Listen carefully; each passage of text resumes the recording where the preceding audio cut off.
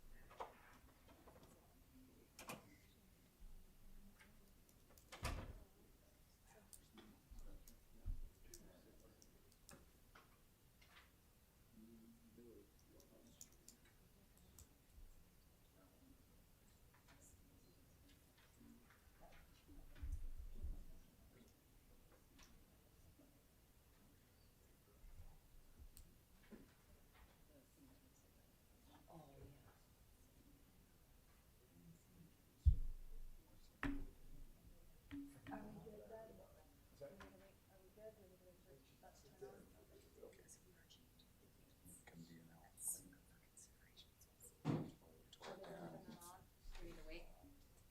Is the on air on? No, the light's broken at the moment. Lights broke. So It it's is on? recorded though. Okay. You're on. All right. I'd like to welcome everyone out to this Rexburg City Council meeting. We're going to get started. Mayor Merrill's out of town, so I'm conducting for him. We're going to start with a prayer by Councilmember Tejan and then the pledge by Councilmember Reeser. Dear Heavenly Father, we're thankful for the opportunity we have to be able to gather as a city council and as residents of Rexburg. We're grateful for this opportunity that we have for our great country and for the laws and the Constitution that we upheld. We ask that thou please bless us and guide us, that we might be able to make the right decisions this day, and that we can be able to honor thee and to honor Rexburg and what it stands for. And we're grateful for all that we have, and we say these things in Jesus Christ. Amen. Amen. You can rise with the pledge. I pledge allegiance to the flag of the United States of America and to the republic for which it stands, one nation under God, indivisible, with liberty and justice for all. Thank you very much. We'll have our roll call of the council members by Mariana. Councilmember Johnson. Here. Councilmember Tejan. Here. Councilmember Reeser. Here. Councilmember Riggins. Here. Thank you. And both council members Colin Erickson and Eric Erickson are away tonight. We now need to make a motion to amend the agenda as per Idaho State Statute 742044B to add item 5, a consideration of a burn ban enacted by ordinance, and to suspend the rules if the motion passes. So do we have a motion on that? I'll make a motion that we add item 5 to our agenda for July 15th, 2026. Thank you. We have a motion. Do we have a second? I'll second that. Seconded by Councilmember Tejan. Any further discussion? All in favor? Aye. Are there any opposed? Okay, that passes. So we'll add item number 5 to our agenda. Next, we have a welcome of a new employee, Statler Gould. Hopefully I said that right. If you're here, do you want to come up and introduce yourself? He's from Streets and Sanitation. Guys, my name's Statler, Streets and Sanitation. Awesome. Is there anything else you want to tell us about you? Boy, That's- I don't know. That's fine. We're just glad you're here. Thank you. Welcome to the club. Yeah, let's give him a hand. All right, thanks, Statler. Okay, next we will have a consideration of a temporary open burn ban that would be effective July 15th through September 30th, 2026. It would be designated as ordinance number 1354 if it passes. There's also a recommendation to suspend the rules and consider it third read. So our fire chief, Corey Child, is going to share some information with us on that. Good evening. Thanks for hearing me tonight. I have a few slides to show you, just to give you a fire situational update and what's bringing us to you tonight to ask for a burn ban. Madison County entered burn ban today. The county commissioners passed that ordinance on Monday with a Wednesday opening date for their burn ban. And there's a name difference between burn ban and burn restrictions. Burn restrictions continues to allow several types of burning to take place. We suggested that we go into burn ban, which is complete no flames, and I'll explain that in just a minute. So this map is produced by the Boise Interagency Fire Center. This happens to be the drought map, and you can see our area, our entire county is in extreme drought, which would be D3. That's part of what drives us into the burn ban. The other thing that drives us in is our 3 to 4 week temperature outlook. Again, you can see eastern Idaho is above average, pushing into the well above average. And what that means is, you see where it says equal chances? Those are equal chances of being normal, what their 10-year average is.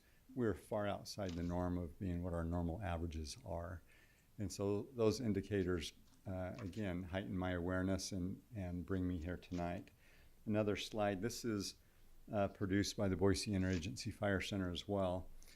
All of the red areas indicate that in July, if you had a fire start of any type in the wildland, it would most likely grow into a large fire. So you see all of the state of Utah, and we know what Utah has been experiencing, and you see all of southern Idaho with the exception of the Wyoming border, which is Teton County all the way down to Bear Lake County. But we are clearly in that. And then you go into August, and we get all of all of the southern part of Idaho, and you can see where that red is. This kind of tells a story as to where my firefighters will be fighting fires in the month of August. And then you go into September, and we don't get any relief in September either, according to predictive services. So the outlook is not pretty. We have a call every Wednesday at 10:30 in the morning with all the fire chiefs in eastern Idaho and our federal partners, and we go over fuel moistures and all of the indices that we look at.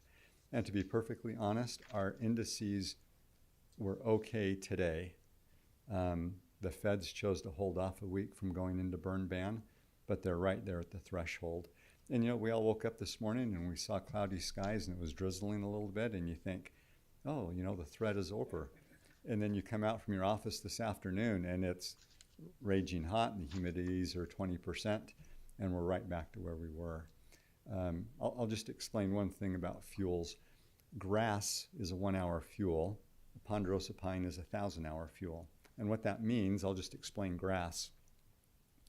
An hour worth of rainfall, constant rainfall, will totally saturate a blade of grass to where it can't hold anymore. An hour's worth of sunlight will also take all that moisture away in 1 hour, right, in grass. Versus a ponderosa pine, it takes 1,000 hours of each to change the fuel moisture in a large pine tree.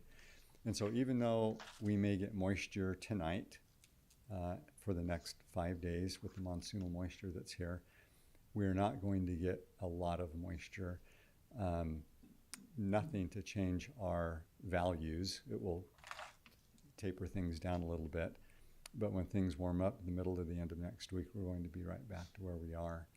So this fire was last Monday out on the desert. And the amount of resources that went into stopping that fire to save the homes in Plano was phenomenal. The price tag is $600,000 that we spent on resources, all the way from large air tankers to helicopters to single engine aircraft, bulldozers, and 60 or 70 firefighting personnel on the ground. Here's another picture of some of the air tankers that we ordered up to suppress that fire. So all of this, I constantly watch what's going on around me to see what's going to happen to me next. Over the weekend, July 4th weekend, Manan Butte had 2 fires, one west of the Butte Trailhead that was 5 acres, and I don't know if you've been up, but one at the trailhead, the west trailhead, which was 2 acres. One was from exploding targets and the other one was from fireworks. Both unreported. The responsible parties left the scene on both of those. as well as the gun range. The responsible party left the scene of the gun range as well. So given the indices and the things that are going on around us, that drove us to go to the county commission and ask for a burn ban in the unincorporated areas of Madison County. They agreed and made it very strict, which is really the only burning you can have is your barbecue in your backyard. Everything else is restricted. And believe me, over the years I've heard everything. Do you mean I can't have a weenie roast in my backyard, right?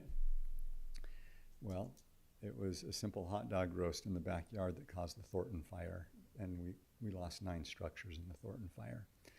And I could go on and on with lifting exceptions to this or exceptions to that because people desire this or that. I get it, it's hard. In this ban is also fireworks, and I know we have a holiday, July 24th. I'm sorry, we're there, and for the good of the public, we need to stop fireworks and do our part and be responsible with both fireworks sales as well as the ignition of fireworks for that holiday. In your packets, I believe you have the current language for the ordinance, with the exception of City of Rexburg being inserted. The language is hopefully the same between the county and the city. We'll go to Sugar City next week and ask for the same ordinance when they have their city council meeting. So with that, I'll rest and happy to listen to any questions you may have. Thank you. Does anyone have any questions for Chief Child or any discussion on this item? Real quick, I'm just curious what other counties are doing outside of our fire district. Are they conducting similar bans? They are.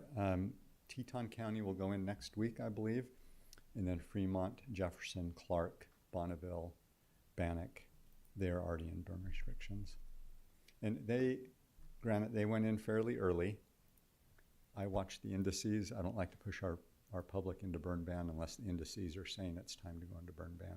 They went in due to feeling and what was going on around them.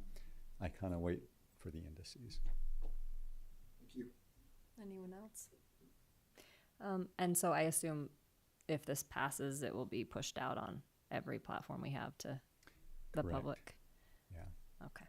All right. Well, if there's no further discussion, first we need a motion on what would be Ordinance 1354, and then we'll talk about suspending the rules after that.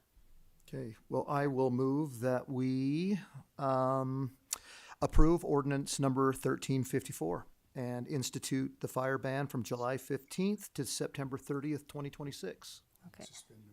And well, no, that's next. I think that comes That's next. Yeah, that's next. Yeah. Okay. Thank you. We have a motion. Do we have a second? Okay. Council Member Riggins seconds it. Any further discussion? All in favor? Aye. Are there any opposed? Okay, that motion passes, and now we need to suspend the rules. We need to vote on suspending the rules and considering this third read right now. So does anyone have any questions on that? Okay, do we have a motion to suspend the rules? I'll make a motion that we suspend the rules and consider this ordinance third read. Okay, so Council Member Riggins made the motion. Do we have a second? I'll second. Okay, second by Councilmember Reeser. Any further discussion? Okay, we'll do a roll call vote on this.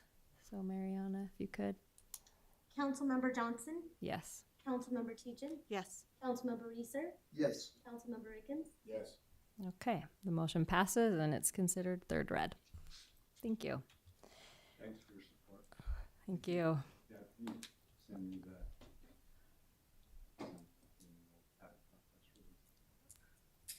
Okay, Thank you.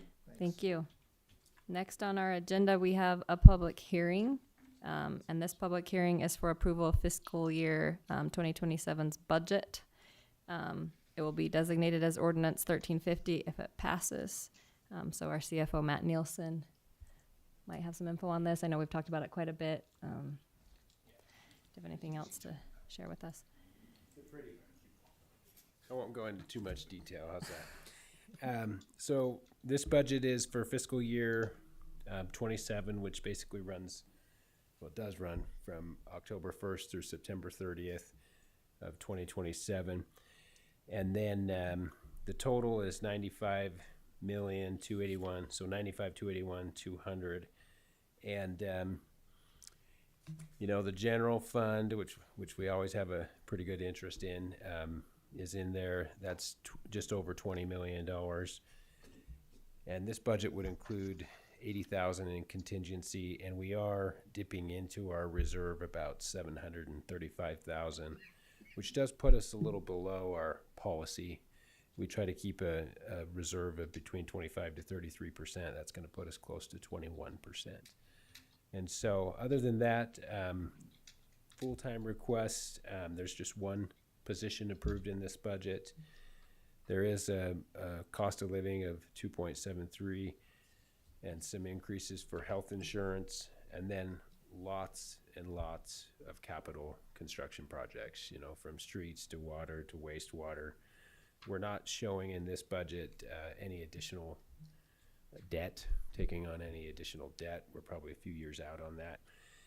But the one thing I would say is that as you look at our cash reserves in those respective areas, if this budget happens, those are dropping fairly substantially. And so anyways, that's what it is. This, of course, is the public hearing for it. And any questions? I've got a couple just real quick questions. First, what agency was the new full-time employee approved for? I forget. So that's wastewater collections. Okay. And then the second one is, because you've got to just keep reminding me the difference between regular accounting and government accounting, because obviously there's a little bit of a difference. Last year, it looked like our budget was 118 million, and now it's 95. My understanding is that's because of different monies that are moved around for capital projects, why there's such a variation in those two numbers. Is that correct? Yeah, mainly. And then you're going to see later tonight, we're actually going to reduce that 118 million down pretty substantially. Okay. There was a combination of things. Like one really big thing that happened is we had to amend the budget over $5 million in the general fund for the ice rink donation.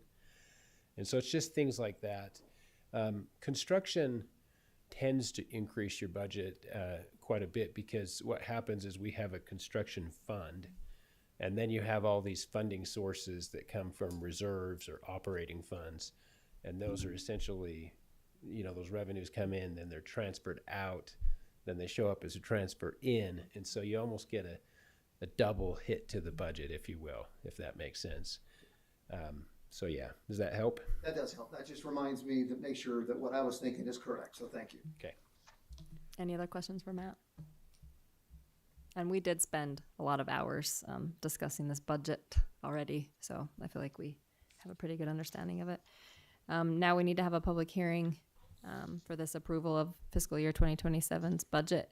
And during the public hearing, residents will have the opportunity to speak either in favor of this ordinance or in the neutral position, or not in favor of it. So we'll declare this public hearing open. Is there anyone who'd like to speak in favor of this ordinance? Anyone online? No? Okay, seeing none, is there anyone who'd like to speak in the neutral position? Okay, seeing none, anyone who'd like to speak against this ordinance? Okay, seeing none, we'll declare this public hearing closed. So we're looking for a motion to approve this ordinance. I move that we approve ordinance number 1350 and consider it first read. Okay, thank you. Moved by Councilmember Tejan. Is there a second? I'll second. Okay, seconded by Councilmember Reeser. Any further discussion? All in favor? Aye. Aye. Are there any opposed? Okay, the motion passes. Thank you. Okay, now we have a time for public comment for items not on the agenda with a 3-minute limit. These are for issues that might be considered for discussion on a further or on a future agenda. Is there anyone who'd like to speak? Thank you. Excuse me. My name is Mitch Nivar. Do you need my address and all that stuff? Okay, 10540 South, 5600 East, Rexburg, Idaho. So thank you. I am the developer and remain the major owner of Rexburg West Development. It's a beautiful project out west of town, and the city, you've been so good to help us promote that project, and I think it's wonderful. It always takes longer than you'd hope, and always costs more than you would hope as well. But things are moving along. We have 18 total lots out there. 4 of them have been sold, and Dr. Fulmer, the original building on the corner, beautiful business, wonderful relationship. Dr. Jackson, dentist, just completed a beautiful building right on the corner there. It's just beautiful. He's put a lot into that, and he did some extras, and we appreciate that. And then the 2 lots between Sutton and Simmons, the accountant and financial firm, are building that building, and it's a beautiful building. It's well under construction, so most of our Main Street is viable and moving. But we need your help. We really need your help. We're getting some real negative traffic and parking and impact in that area. And parking is always a struggle. It always will be. And we have short streets there. And it's easy for people to park there and leave vehicles overnight and do those kind of things. And I've talked with Natalie, and because the streets are deeded to the city, we have no control over the streets, little influence, and that's kind of my whole life, is little control and no influence. So she suggested that we need to approach the city and see if there's interest in helping us create ordinances or an ordinance or ordinances to help us with the current situation and the future, because it's going to get better and worse, that combination.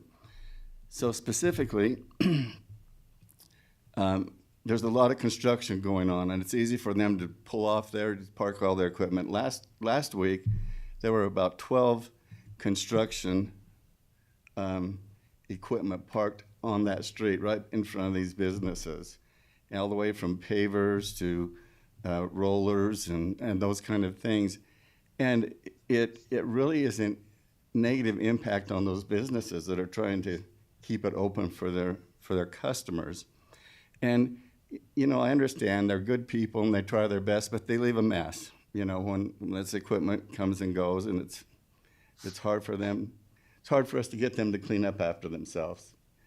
And I guess probably even the more important thing, we feel like it's dangerous, you know, with that equipment and people moving in and out, and we just don't want people hurt, our customers, or, you know, our owners, those kind of things. So there's some things that we would like to suggest and maybe introduce and see if we could, Spencer, help us and have a work meeting or something, whatever we need to do to kind of move along. So to be really brief, there's 5 items. Sorry, my voice is going crazy.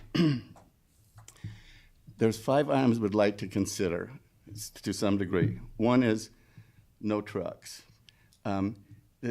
We've got a beautiful area there, and on both our entrances, we built these beautiful medians. I mean, and they're just great, and we want them to be inviting, but they're not designed for these trucks and trailers. So we get trucks that drive over the curb, drive over the irrigation things and plants and everything else. So it's a bad thing. So no trucks, possibly. The other thing is, it's a really fast, quick shortcut if you're going to Hibbert to dive into that subdivision, zip around the corner, and back out on 12th Street. And that's really not what it's designed for. And again, concerned more about safety. It's not a huge volume of traffic that I'm concerned with that, but as those cars go in there, they're concerned from going from A to B, and they're zipping through there. And again, I think it's a potential safety issue. So possibly no through traffic.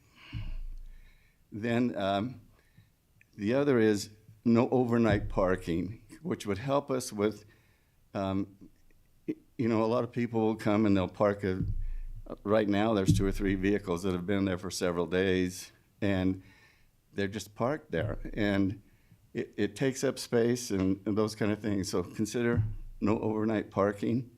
And then lastly, the real ideal and desire of the street parking is for the businesses their customers. And so if we could restrict that, I know that's a little difficult to do, to 2 or 3 hour parking between 7 in the morning and 7 at night. Those kind of things just keep the visibility open, make it accessible, help us encourage other interest and development into the property, and more importantly, I think, help with safety. So if I could, that's our request. Thank you. Thank you. So would Justin or Alan or Spencer or someone be able to follow up with us on that in the future? Yeah. Okay, We'll look at it. thanks so much. Are we clear exactly as to what property he's dealing with and what, so we know that? Okay. Is there something I can do to follow up, or am I just out of order? We'll hear from them at some Yeah, point. we'll discuss it. Okay, Okay. thank Thank you you. very much. We appreciate that. Is there anyone else who has a comment they'd like to make? Okay. We'll move on to our committee assignments. If any council members have anything to report on their committee assignments. So let's start with Councilmember Tejan. Thank you. So grants, there's we were rewarded the AARP grant for $15,000 for the nature park to redo some sidewalks there. So that's exciting. The mayor's youth is not meeting because it's summer, so we'll be picking that back up in August or September.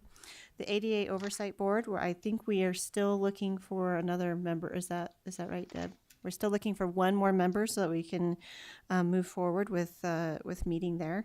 And then the historical preservation committee met and toured the tabernacle, and they've also I think they went to the urban renewal meeting today to talk more about the historic seminary building. Thank you. Do you have a timeline for that nature park grant? I don't. Thank you. And Mary's not here, so We'll get one later. It has to be done this it has to be done this year. So yes. That's great.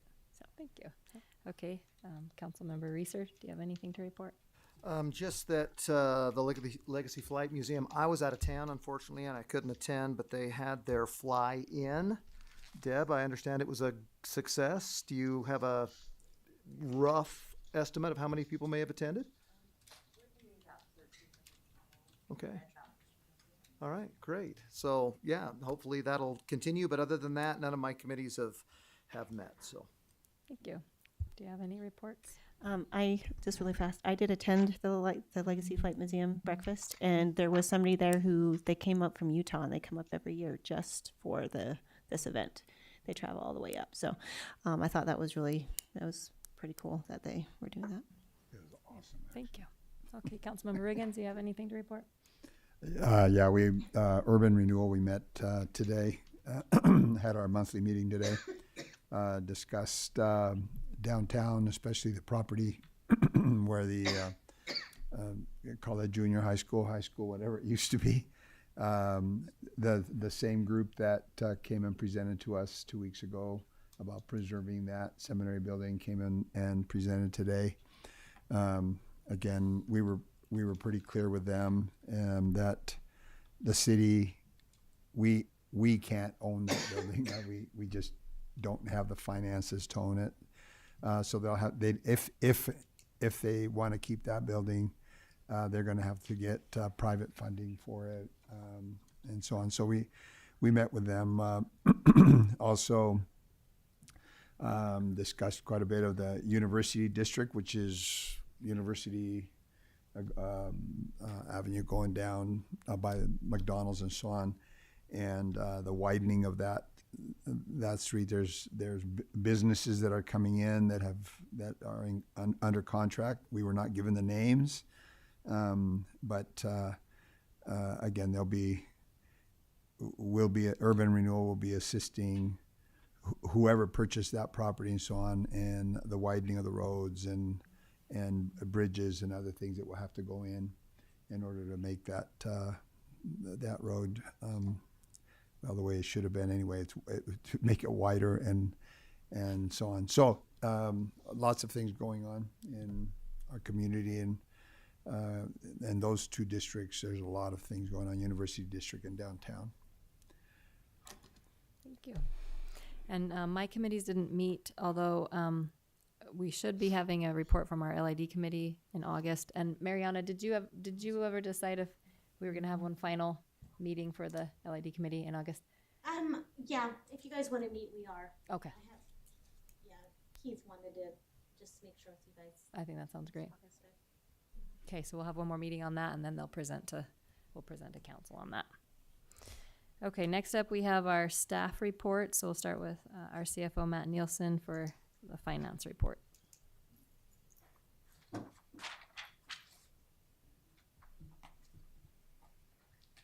right, I've got quite a bit tonight, so I'll try to go quick. I just want to, just an update too, as we talked through the budget, you guys had talked about forming a committee to look at options. So we have 6 individuals that we've identified. Our plan is to have our first meeting at the end of July, so basically the 30th of July. Is this the police station? Is that what you're talking about? Police station, Okay, yeah. yeah. So hopefully in August, we can come back maybe with an update. And I think the idea is that committee will work through things. They'll come back and report to the city council, and eventually a decision can be made. So I just want you to know that. Is there a member of city council on that? Yeah,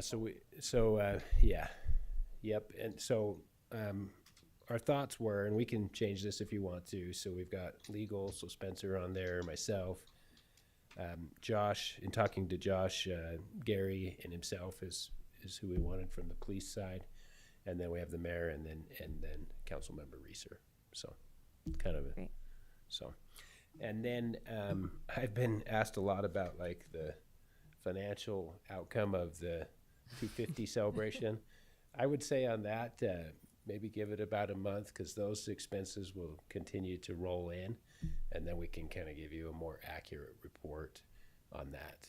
And so, but maybe just make that an agenda item sometime in, probably the second one in August would probably be good, or something like that. That sounds great. So, okay, so as far as the financial reports go, I'm actually not going to pull them up. You guys have them there, but you what? Oh, she's got them. Yeah, that's fine. That's fine. So we're 3/4 of the year through, right? And so as you go through the percentages, we're at 70, or that should be about 75%. We're actually about 36% spent. Couple things as we go through the budget adjustments tonight. Once we look at the budget adjustments, and then if you accept the amendments to the budget that would be next month, this report will kind of clean itself up a little bit. And so, because I've been highlighting for a long time now, like, hey, we've got to work through the fire respective funds, right? And so we've done that. Now we just need to formalize it. And then as far as investments go, not a whole lot to update. You know, as we are reinvesting, we just reinvested a CD this week. We're actually getting pretty decent rates, kind of in the low 4s still. And so we're just kind of hanging steady, and we're you know, for the most part, kind of in that 12 to 18 month. Sometimes we're snagging some that are in that 2 to 3 range if we can get that 4% plus, and just continue to work with our managed accounts. And so I think we're in good shape there. So I don't have anything else unless you guys have specific questions on the finance report. Okay. Let's move to I think it was budget adjustments. So with the budget adjustments, so there was a lot here. And so I would probably say, let me run through them quick. And if you guys have questions, just dive in. And then what we do need is a motion to accept those budget adjustments. And then assuming that those are good and you're good to move forward, then we'll move into the amended budget proposal. So Deb, I'll go as quick as I can if you can kind of just roll down. So this first one is the general fund. There was just a lot of this one was related to GASB and lease purchase finance. So one thing that we've started doing is we used to lease our police vehicles, and then there was a residual value at the end. And so you could either buy the vehicle or sell it. We're actually extending the terms as often as we can now so that we can continue to use those vehicles. And we extend them out to the point that basically we own them or we owe $1. And so because of that, GASB has all these rules that makes us account for it a little differently. And so that one's what that is. And then there's also some increases in some revenues that I just was able to reduce what we had to use in the carryover to balance the budget. So that was a good adjustment there. Streets, same thing. We had an increase in revenues over what was budgeted in franchise and clawback fees, and so we were able to transfer an additional $370,000 in the budget to Fund 43, which is street reconstruction. The next one is the ice rink. I think this is the third time that we've revisited the ice rink. You know, we had to establish it in January, February. You know, what we're seeing there is we will probably subsidize that about $110,000. So if you think about that, that's from February through September. And so that, as we look at that going forward, we have it in the budget next year as also being subsidized for some capital needs. And then I think as you guys watch those financials, as we get a full year of history, you know, that's the point where we can do some analysis and decide, is this something that we want to run year round, or do we want to look at a season? And so this would just increase it a little bit there. And we were able to increase it by reducing some other expenses in the general fund. And then there was some additional revenues. So one thing we are seeing is that they are actually bringing in a lot higher amount on rents than we anticipated. But you don't have the public skate as strong in the summer, which we kind of anticipated that as well, that would drop quite a bit. But the rents are pretty strong, actually, even through the summer. So the next one is... So, Matt, when will we revisit the ice rink and determine? So, I mean, I think right now our plan was to run it through the fiscal year, and then you would be really in the core season at that point. And so I think as you get, you know, through probably either later in the year, calendar year, or early next year, calendar year, I would probably look at it, because you're going to want to give several months notice if you are going to close it for the season in the summer. And so we have a new manager there, right? So you got to give them the opportunity to make it happen. yeah. Yep. And would the oversight committee be brought in to look at that, or would it just be like the whole council when you say look at it?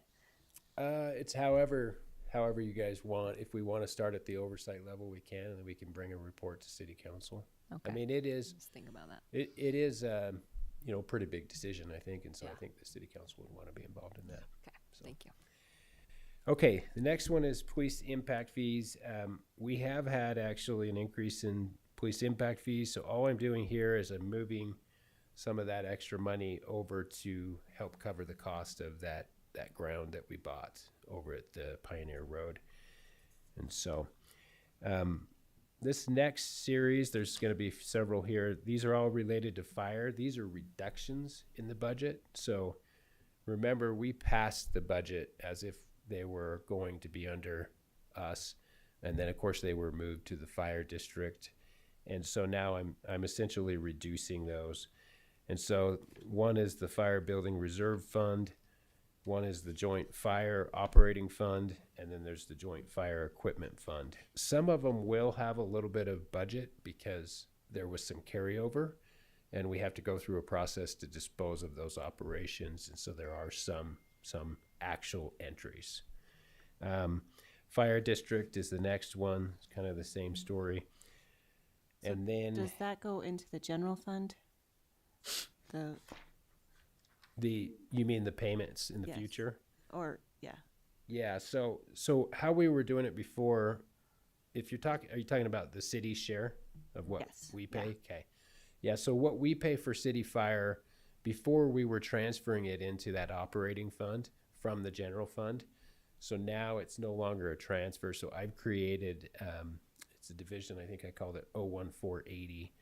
And that's basically, it's an expense to pay for those operational costs for fire that the city is responsible for. So it's still there, it's just not a transfer anymore. But then the other thing is you have to remember, we also have the budget there for ambulance district and fire district that we will no longer have.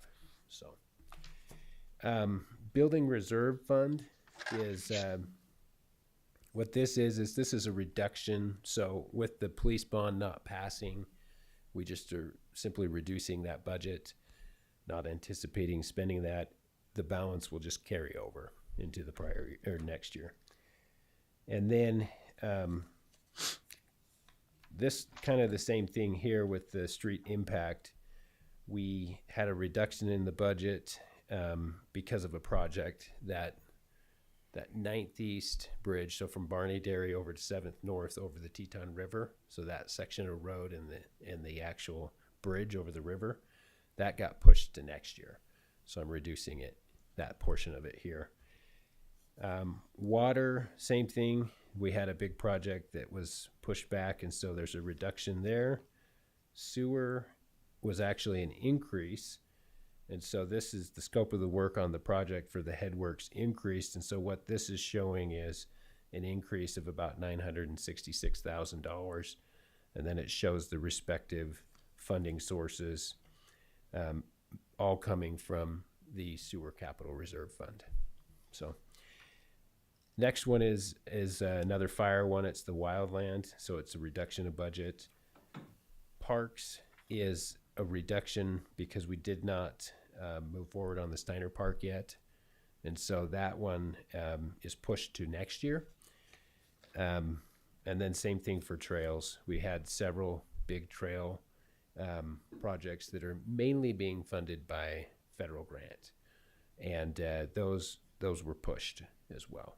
And they're added back to some of them were added back to next year. So nothing on Steiner's going to happen this summer then? No, on that Steiner Park. Yeah, the only thing that might happen there, and I don't know if we'll get there, is we are trying to design the sprinkler system. And if we can get that designed, once the canal water stops running, we want to make sure we set that pump. So are we still flood irrigating that? Yeah, I think they are. But then we're also doing sprinkler when... Yeah, and the main design of the sprinkler, the biggest part of that's going to be actually the 5 acres behind the canal. And so, and that side is what urban renewal is contributing to fund. So, okay. And then Parks Construction Fund, we had 2 projects, and I think I've been mentioning this in the reports several times, but so the pickleball court, Smith Park, obviously took longer than expected. I believe they started on that this week. They were supposed to anyways. And so hopefully we'll get that project finished up and we can do a grand opening kind of that over there. But I mean, we've only had 4 nets up, and I see people all the time over there playing already. So I think that will be a good project. And then of course the other one was just completing that park storage shop that carried into this fiscal year. The money for that was there in the park construction fund we'd side. And then Fund 42, this is also a reduction because that project did not happen. And some of these look like they're repeats, but it's because one is the funding source and one is the construction fund. Streets, so LIDs, this one basically shows $2 million of additional funding needed to complete the LIDs. And that was largely because LID 54 just took so long to finish that a lot of it happened in this fiscal year instead of last year. This one we've already talked about. This is that 9th East Bridge project. This is the construction side. And then airport, huge reduction there because we had in the budget the acquisition of land, and that has also been kicked down. That's actually been kicked down to probably 2028 at the soonest that we would do that. But we do have an agreement in place on that already. we're just working through with BLM, when and how that will happen. So, and then wastewater, this is the construction side where that additional 1.8 million is coming in for the headworks. This is the LID construction side, so that's where that 2 million is being spent for the construction. And then the last one is we had a little bit of carryover. Remember, we stopped billing for the street light maintenance or the street lights. We do have a little carryover, so we are going to continue to just pay the maintenance of those street lights until that fund is either used by that or projects. And that's it. I think there's 23 of them. So I guess, are there any questions on that? And I think what we'd be looking for, if there's no questions, is just a motion to accept those budget adjustments. Are there any questions for Matt on that? Okay, then we need a motion to approve these final budget adjustments for fiscal year 2026. I move that we accept the budget adjustments for fiscal year 2026. Okay, we have a motion. Is there a second? I'll second. Okay, seconded by Councilmember Riggins. Any further discussion? All in favor? Aye. Are there any opposed? Okay, that passes. And now we actually need to set a public hearing for the amended budget for fiscal year 2026. That would be on August 5th, 2026 at 6:30 p.m. Yeah, and then I'll just show you just real quick. So you have the one pager Deb just pulled up a second ago that shows, but essentially we're going from an original budget that we passed of 111.2 million down to about 104.5 million roughly. And on this other report, I just want to point this out. So this report, if you're wondering, okay, what changed, this is by fund. So any fund that changed, this notes it. I'm not going to go through them all again, but if you go to the right, I think it is interesting to kind of look at the totals. And so as you go to the bottom, you'll see that of our budget, 64% of it is related to public works. Administrative overhead is about 7%. Building safety accounts for 1%. And then parks, rec, and cultural arts, that 15% is abnormally high because of the ice rink budget adjustment. Usually that's substantially lower. And then you got public safety that accounts for about 13% of the total. So Okay. That's all I got. Thank you. Any other questions before we make a motion to set this public hearing for August 5th?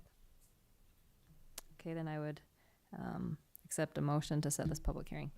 I'll make a motion, we set the public hearing for fiscal year 2026 for the amended budget on August 5th, 2026 at 6:30 p.m. Thank you. We have a motion. Is there a second? I'll second. Seconded by Councilmember Tejan. And all in favor? Aye. Any opposed?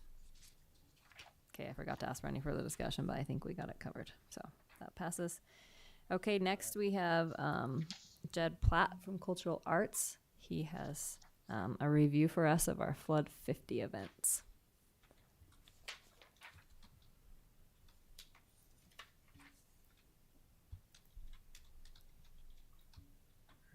Thank you. Thank you for the invitation to review this great event and for your support in helping us produce it.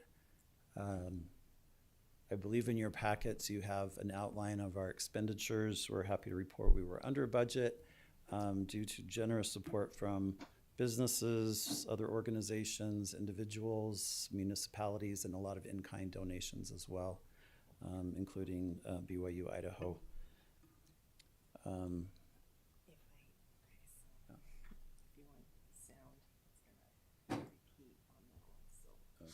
it's at the end, so when I get there. All right, so we'll just shut that off. I'll ask when it her. happens, okay? Okay, great.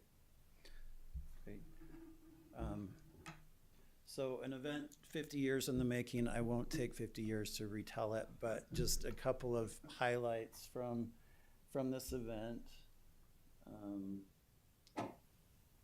It seems like our community, there's a defining moment of the flood, and people refer to either things that happened before or after the flood. It really is part of our vernacular and the fabric of our community. Our story with Flood 50 event started actually in 2020 with the renovation of the Romance Theater, when we started that project, and it was uncovered a flood mark or a water line in the Romance Theater. And so we determined at that point, this is a story to tell. It is literally in the fabric of our community. And so as we've been working on this for a long time, we wanted to make sure that those stories were told. And so in this event, we focused on 3 main pillars: remember, connect, and serve. And those showed up throughout all of our events. There on the left is a picture of the Romance Theater at the time of the flood, at the cleanup. And as we discovered that water line, it kind of became the launching point. And so above that is the exterior of the Romance Theater. You can, when you walk by, you can see a discoloration at 5 feet. And so we continued that 5-foot marker or water line all up and down Main Street, if you notice that, during the last month. And then those became site sources for storytelling of what businesses or experiences people had being downtown. We had walking tours, and also BYU Idaho participated in identifying places on campus that played a major role in that story. It was fun to bring back the era and to help people reminisce. There was a reenactment of this photo from 1976. Those that were in that original photo flew in from all over to recreate that. BYU Idaho's fashion department hosted a fashion show. We had a car show on Center Street and a 70s concert to kind of get us back into that era. It was a lot of fun. It was also just an avenue for people to share stories, personal stories. A couple of years ago, in anticipation of this, we produced the documentary Flood of Memories. That was shown throughout the week at the Romance Theater, as well as 3 other documentaries, free to the public. And we had discussion panels from engineers, and then a companion book to Flood of Memories was released. And we had a great discussion about that and those stories. And due to, again, generous donations, that book was funded for printing, and all the proceeds from that book sales go to the renovation of the tabernacle, which really shows the commitment of our community to our community. Also shown in this slide, we had an individual who, again, people just came in that week with a story to share, and many of them had never shared their stories before. The gentleman in the lower right brought in these photographs, and he said he was a high school student who had been returning from Canada from a student trip. They stopped at the Teton Dam. He took a picture that day, flipped it over, and it said June 4th. So it was the day before the dam broke. And as you look closely at the picture, there are 2 caterpillars on that on the dam. And he's like, we just took our picture and went on. And one of those people is Jake Calderwood up above, and he was able to share his experience, firsthand experience of being, and that was actually his tractor. He got back on that to tell his story. It was interesting throughout the week. Prior to and working up to it, we had a lot of volunteer support. And after we received this photo of June 4th with these tractors on it, 2 days later, one of our volunteers said, my grandpa worked on the dam. In fact, the day before, he was on a Caterpillar. And I said, I just got his picture. So it was really cool to connect people's stories who came through. We had a couple who came for the event in honor. It was their 50th wedding anniversary. They were married on that day in the Idaho Falls Temple. They had traveled from Washington State. It was their closest temple at the time. And they shared that when they were being married, someone came in and said, there's a flood in Rexburg, the Teton Dam's broken. And they said, we had no idea what they were talking about. We weren't from the area, and so we left. And a few days later, the call went out for assistance in this community. And the plea was, you can either send money or come and volunteer. And they said, we were poor newlyweds. We didn't have money, so we turned our car around on our honeymoon and came back to help. So that was a great story. We had other people fly in from back east who had been students here at the time, and they said, this is part of our origin story for our family. We had local people with kids and grandkids wanting to share their experience. We had an art show. These pieces were inspired by stories of the flood, and some are now part of our permanent collection for the museum. We were able to open our new museum exhibit, and love that it's interactive, that if people want facts and figures about the flood, they can Google it. But to have an experience or a chance to tell their own story, we're grateful that we have a place to collect those stories right here in City Hall. Oops. It was awesome to be up on the river. They had a ribbon cutting for the new overlook. If you haven't been up there lately, I highly recommend that. It's a beautiful area, and it was wonderful just to celebrate the Teton River itself. And the majesty of it. We did river floats, had great participation in that activity. We had a lot of fun. In addition to a lot of the hardship stories, people just said, what could you do after crying is just laugh about it. And so we had opportunities for them to reminisce that part as well. BYU Idaho hosted Mudfest. We had the Flood Mud Queen pageant. So it was just a lot of fun that week, as well as reminiscing the stories. As I said earlier, a big focus of this event is on service. Henry B. Eyring, who was president of Ricks College at the time, said, a crisis doesn't create one's character, it reveals it. And through this flood experience, I think one of the character traits that was revealed in our community is this sense of service. And so a lot of preparation and during the week was dedicated to service. There in the middle slide, that notebook, is a log from 1976 of volunteers who came. It will say, a bus from North Ogden with 64 people, and they were assigned to Sugar City, and this is how many people they helped. And it's page after page. So to honor that legacy, we focused a lot on service. We hosted service nights at the Romance Theater. And then there on the right, we had an opportunity to do food drive for some of our local agencies, such as the Soup Kitchen. The goal was to fill our orange wheelbarrows 50 times that week, and we met that goal.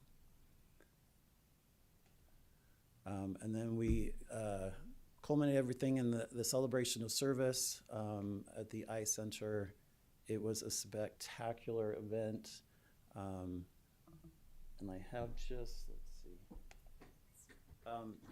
We do have a video of the whole thing. I won't play it now, but we're just finishing some editing on it, and it will be available on the museum website for people to enjoy.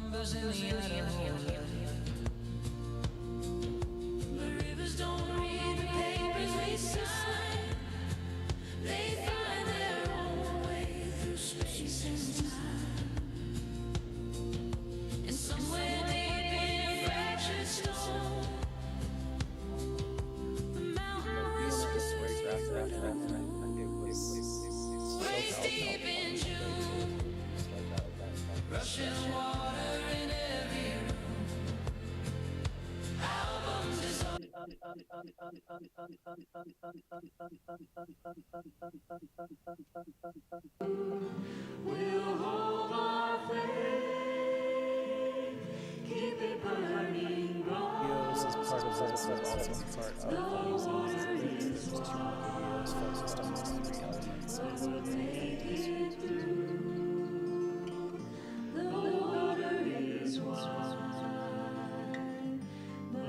we had a volunteer orchestra choir which really helped build a bridge between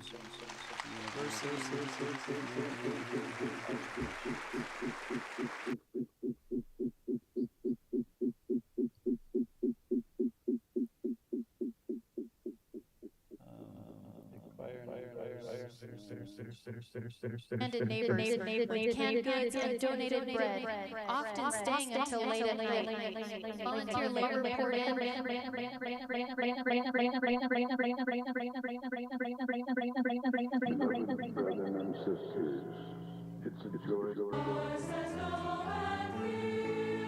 So that they could spend their day.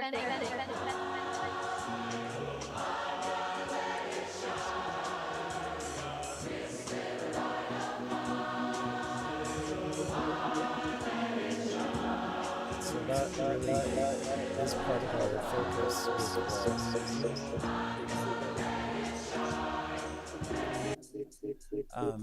the exhibit here at City Hall. There will be a lot of reading just served. If you've noticed, there are kiosks for current things that we can flood our community with service and have it be empty and connected. And so if any of you hadn't had a chance to go through the exhibit, love to give the council a tour at some point. So, thank you. Does anyone have any questions for Jed? No questions, just expression of gratitude for all the work that went into it, and the fact that you were below budget is incredible. So thank you. Right, thank you. Thank you. That was wonderful. Okay, next up we have our Public Works report with, I believe, Justin.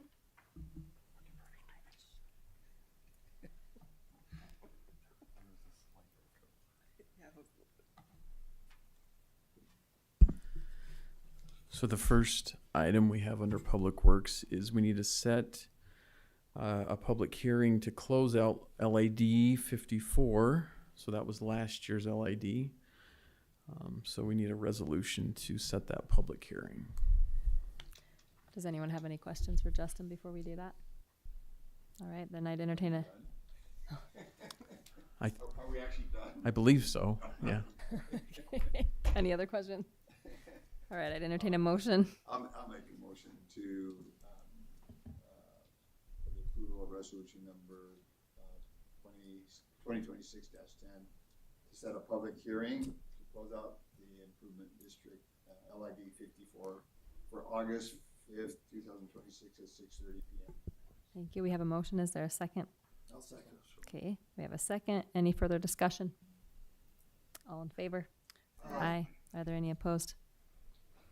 Okay, we have, that public hearing has been approved to be set for August 5th, 2026 at 6:30 p.m. Okay, looks like next we have approval of a water department building remodel and addition bid.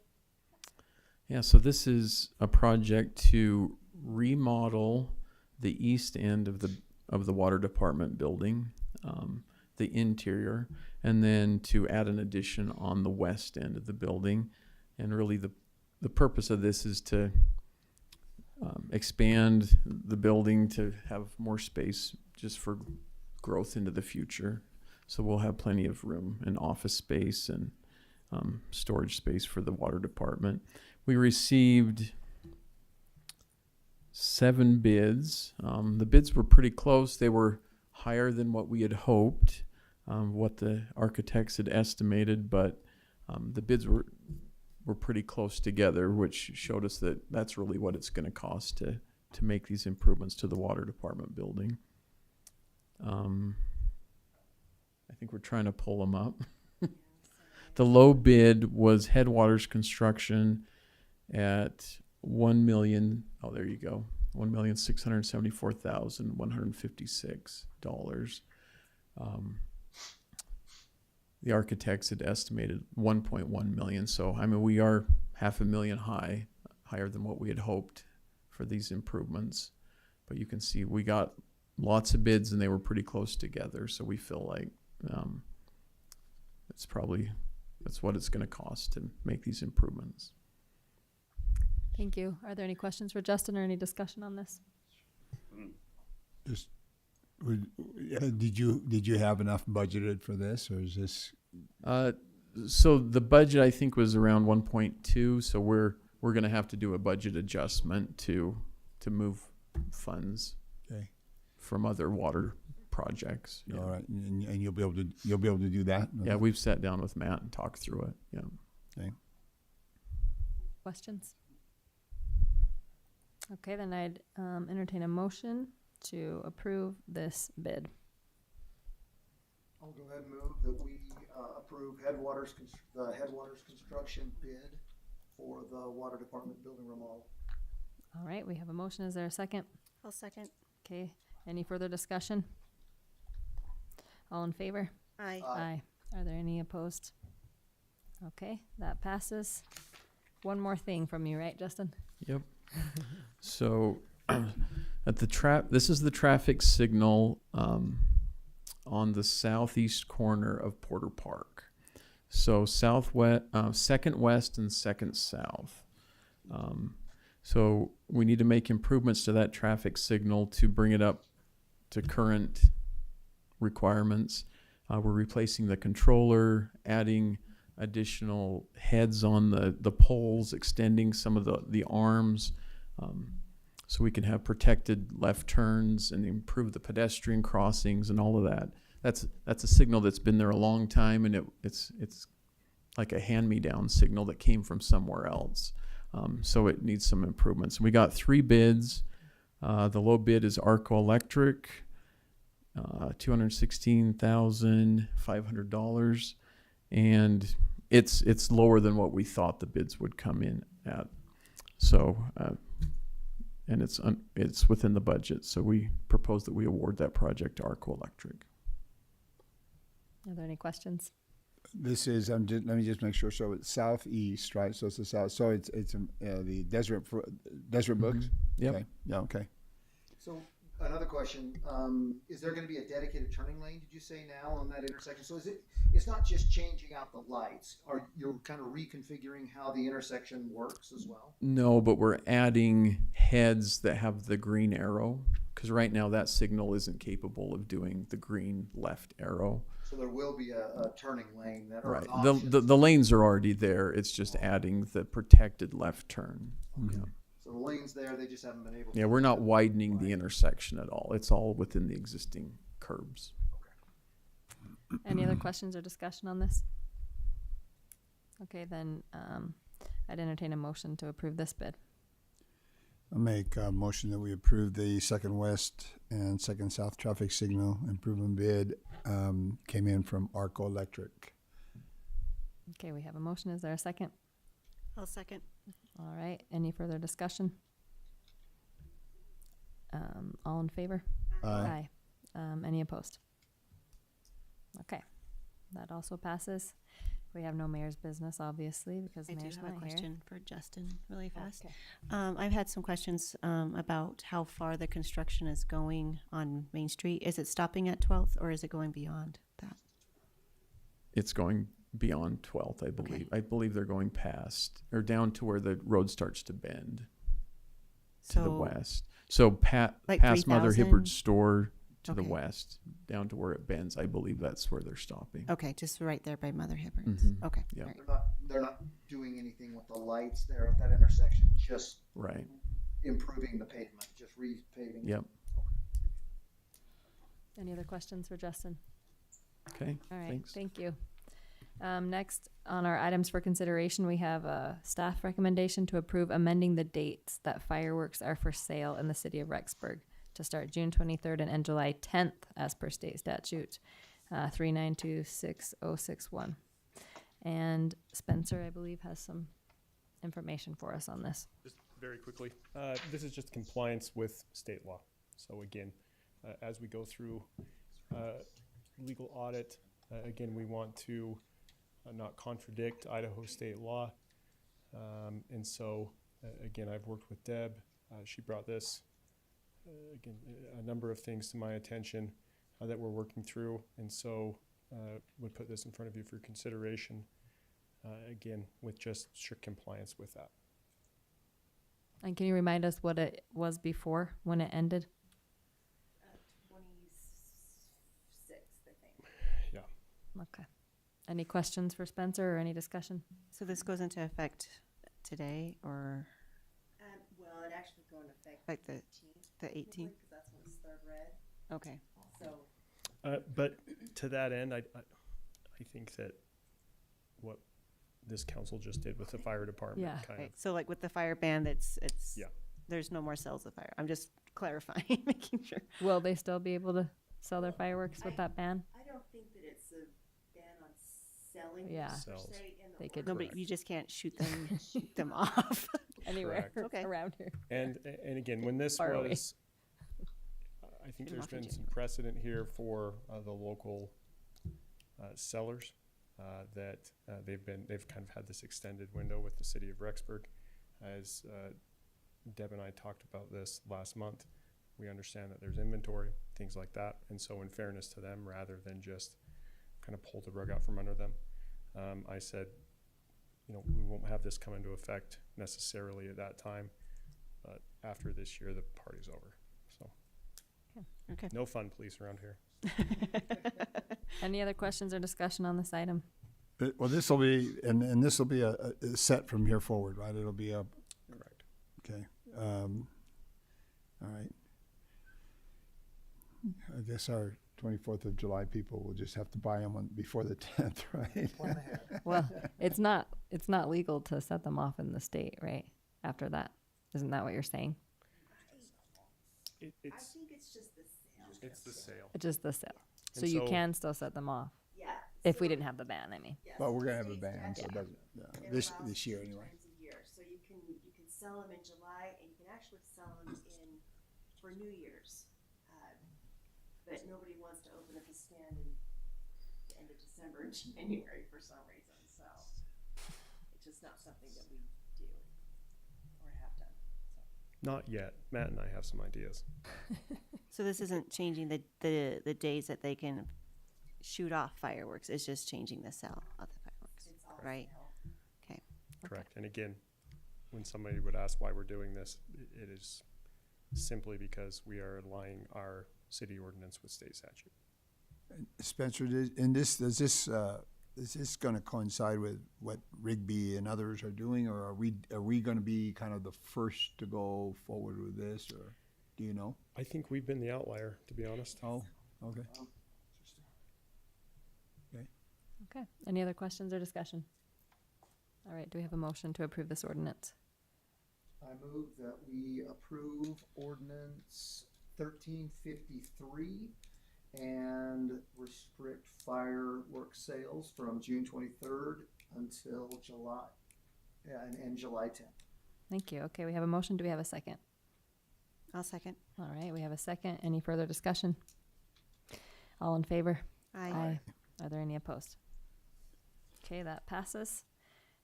We do have one second reading. This will be for ordinance number 1352, which was a rezone from light industrial and medium density residential 2 to community business center zone at approximately 4th West Moody Road. Does anyone have any questions on this? Nope. Okay, do we have a motion? I'll make a motion that we, what are we doing? That we pass ordinance number 1352, rezoning from light industrial to medium density to community business center zone at approximately 4 West Moody Road. Did I read? Yeah, I said ordinance number 1352. Consider it. Second. I Awesome. consider it seconded. Yeah, we got that. Okay, we got a motion. Is there a second? I'll second. Okay, we have a second. Any further discussion? All right, all in favor? Aye. Are there any opposed? Okay, that passes. We do have a couple third readings. We have ordinance number 1348, which is to vacate a portion of the Sky Meadows plat at approximately 1228 Stone Drive. So any other questions or discussion on this? Okay, do we have a motion to consider that third read? I move that we consider ordinance number 1348 third read. Okay, thank you. We have a motion. Is there a second? I'll second. All right, we have a second. Any further discussion? All in favor? Aye. Are there any opposed? Yeah, me. All right. Okay, the motion passes. We have one more to consider third read. That's ordinance number 1349, which is a rezone 509 and 539 South 5th West from high density residential 1 to high density residential 2. Any questions on that? Okay, do we have a motion? I'll make a motion that ordinance number 1349 be considered third read. Thank you. We have a motion. Is there a second? I'll second. Okay, we have a second. Is there any further discussion? All in favor? Aye. Are there any opposed? Okay, that's considered third read. Our final item is to approve our consent calendar, which includes items which require formal city council action, but they are typically routine or not of great controversy. Individual council members may ask for any items to be removed. And this also includes the minutes from the fiscal year 27 budget for the fire department and the approval of our city bills. So any discussion on that? Okay, do we have a motion? I'll move that we accept the minutes and pay the bills. All right, we have a motion. Do we have a second? I'll second that. All right, we have a second. Any further discussion? All right, all in favor? Aye. Are there any opposed? Okay, that passes. Is there anything else anyone needs to bring up? Okay, well, we stand adjourned. So thank you very much.